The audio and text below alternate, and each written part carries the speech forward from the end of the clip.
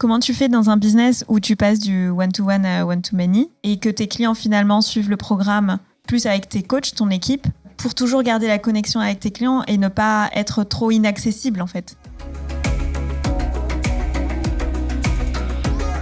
Soit juste accessible. Après, qu'est-ce que tu définis par accessibilité? Là où tu as raison, c'est que dans le one-to-one, il y a cette relation qui se crée. Il y a à la fois l'expertise que l'on délivre et la relation. La relation, c'est critique, notamment dans le succès des membres, on est des êtres humains. Et la relation ne veut pas forcément dire avec toi, le fondateur. Et ça, c'est déjà un premier shift de se dire, quand quelqu'un rentre dans un programme, même si ce programme a été créé par un tel, si c'est clair dès le départ comment le programme fonctionne et quel est l'accès que l'on peut avoir avec le fondateur, il n'y a pas de problème. Le problème, c'est quand tu dis « je vais être là tout le temps » et que tu pourras m'avoir au téléphone tous les jours et que c'est pas vrai, c'est là où il y a un dilemme. Par contre, ce qui est important dans un programme où tu as des coachs, c'est qu'ils aient une vraie relation avec ces coachs-là, un être humain dans l'équipe avec qui on peut connecter. La relation aussi, elle se fait entre les membres. Donc, entre guillemets, je ne délègue pas la responsabilité de la relation avec moi-même, mais je crée l'écosystème, et là on parle de process et ce genre de choses, pour que les membres connectent entre eux. Et en termes de relation, par exemple, dans l'incubateur, moi, je suis présent dans les moments les plus importants pour les membres. Pas pour tous les moments. Tu vois, entre guillemets, répondre à un like sur un commentaire, je caricature, c'est pas là où il y a la plus de valeur ajoutée. Par contre, quand on va travailler sur des sessions bien définies mensuellement, je suis là. Ça ne veut pas dire que je suis complètement pas là. Quand on a les événements, je suis là.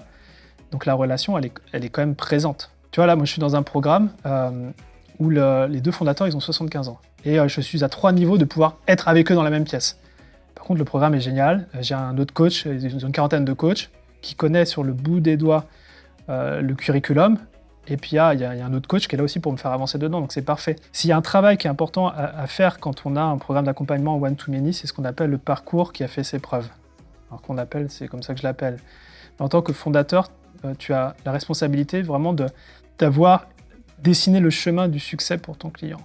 Et que c'est un chemin qui n'est pas juste théorique, mental, mais qui a été expérimenté. C'est de se dire, OK, avec tous les clients que j'ai pu accompagner en one-to-one, quels sont les passages un petit peu obligés pour avoir du succès. Quand je vous partageais les 5 étapes de 0 à 30, de 30 à 100, c'est ce que je constate. C'est pas la vérité vraie. C'est une suggestion, pas une prescription, mais c'est quelque chose qui fonctionne. Et je sais même pas si j'ai répondu à ta question, parce que je suis parti loin, mais...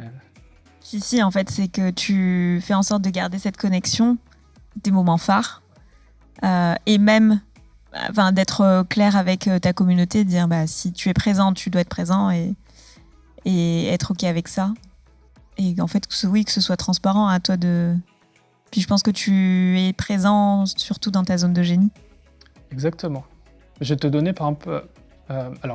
dans le master en santé, je suis beaucoup plus présent que dans l'incubateur. Et c'est normal, en fait. Tu es toujours beaucoup plus présent dans les programmes les plus élevés. Par contre, je suis quand même très présent dans l'incubateur 56. Tu vois, toutes les semaines, je fais un récap de ce qui se passe. J'ai des sessions de hot seat, de masterclass aussi, mais qui sont que des trucs dans ma zone de génie. Et c'est pas du one-to-one. Et j'appelle aussi les gens des fois au hasard, tu vois, vraiment, juste pour prendre des news. Souvent ceux qui décrochent d'ailleurs. Puis quand le boss il appelle, t'inquiète que ça repart derrière. Enfin, c'est ce qu'ils disent. Ah, c'est le boss et tout. Mais donc en fait, la relation, elle est là. Après, c'est sûr que tu peux plus prendre des cafés tout le temps avec tout le monde. C'est OK avec ça. Et c'est pour ça que moi, d'ailleurs, je me suis dit comment on peut mutualiser ça. On le mutualise à travers des rencontres que l'on fait. Je pense que quand on a un programme d'accompagnement, le présentiel, il est clé, vraiment clé. C'est un des succès en fait pour créer du lien entre les membres. Et toi, en tant que fondatrice, visionnaire, quand tu es là, juste fais en sorte que cette journée soit magique, soit exceptionnelle. Est-ce que tu penses que Disneyland, par exemple, Mickey, il a une bonne relation avec les enfants ou pas? Enfin, je caricature. Mais en fait, tu vas une fois à Disneyland, tu t'en souviens toute ta vie. Et Mickey, il est toujours là, quoi. Parce que le moment où tu vas rentrer tes pieds dans le parc, c'est juste une expérience qui est magique. Et puis après, tu as des points de contact à la télé, dans les magazines, sur les choses, mais Mickey, il n'est pas là. Bon, je pars peut-être en délire, mais c'est un petit peu ça. C'est de se dire que la relation, tu as 2 critères à la relation. Tu as la fréquence de la relation et l'intensité de la relation. Et dans les programmes d'accompagnement, je vous invite vraiment à miser sur l'intensité de la relation avec du présentiel. C'est beaucoup mieux que juste d'être là tous les jours, toute une création de moments et faire en sorte que quand on a un moment avec nos clients ou même notre communauté, ça soit épique, ça soit juste waouh.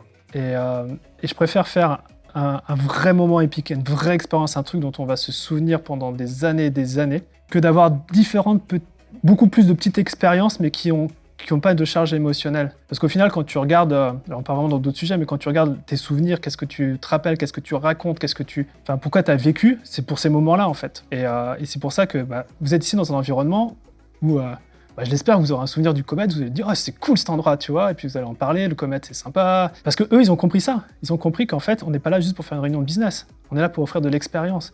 Je sais pas si c'est toi, Olivier, qui parlait d'expérience ce matin, il me semble, ou c'est toi, Guillaume. Pour moi, on est dans le métier de délivrer des émotions et de l'expérience. Mais c'est encore autre chose, c'est un autre sujet. Mais ça peut aider à fermer la boucle de la relation. Voilà.